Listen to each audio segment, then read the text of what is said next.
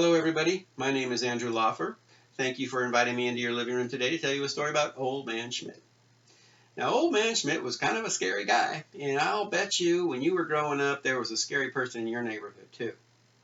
I grew up in Santa Venetia, which is a suburb of San Rafael, which is a suburb of San Francisco.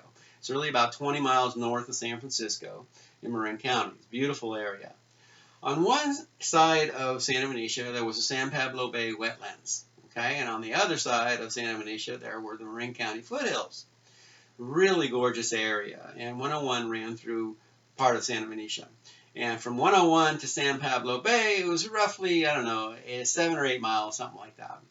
And as a kid, I was 8 years old at the time of this story, I had a free run of the whole place. It was a rural area. There were housing tracts here and there, and we would walk from one housing tract to another housing tract through paths and things. As long as we were home before dark, our parents really didn't care where we were or what we were doing. You see, everybody knew us. So if we were doing something wrong, my parents would get a call that night to let them know what we were up to, and then we'd hear about it, get punished and whatnot.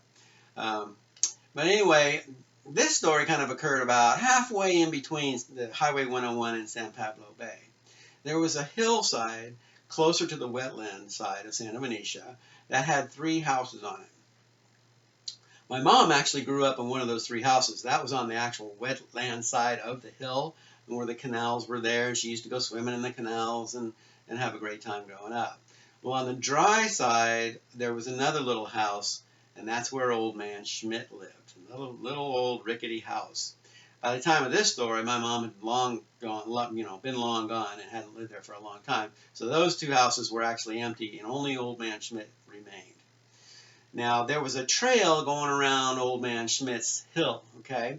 And so he had one side of the trail. On the other side of the trail, there was horse corrals and an elementary school. And so we would always walk from one neighborhood to another neighborhood on the other side of that hill on this little pathway.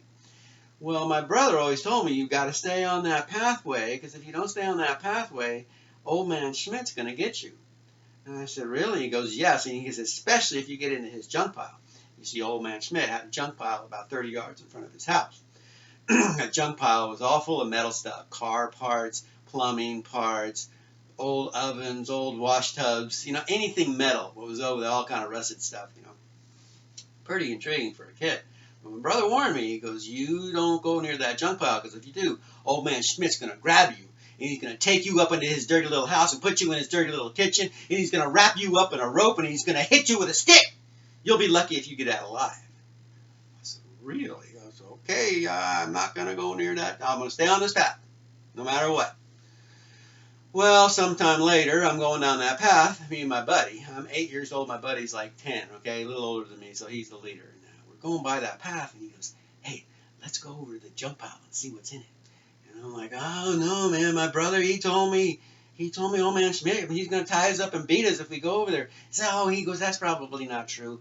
Don't worry about it. Besides, it's 30 yards. We'll keep an eye on the house. If Old Man Schmidt comes out, we'll run. And he goes, he's too old. We'll outrun him easy. It's like, okay, all right, fine. So we go over to the junk pile.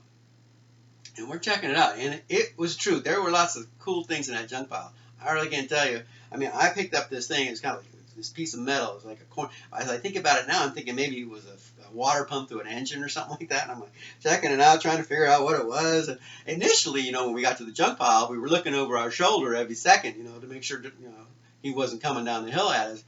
But we forgot about it after a while. We got absorbed in the junk, and we're sitting there cool, and all of a sudden I hear my buddy, he's making this weird noise. And he's pointing, right? He's pointing to Old Man Schmidt's house.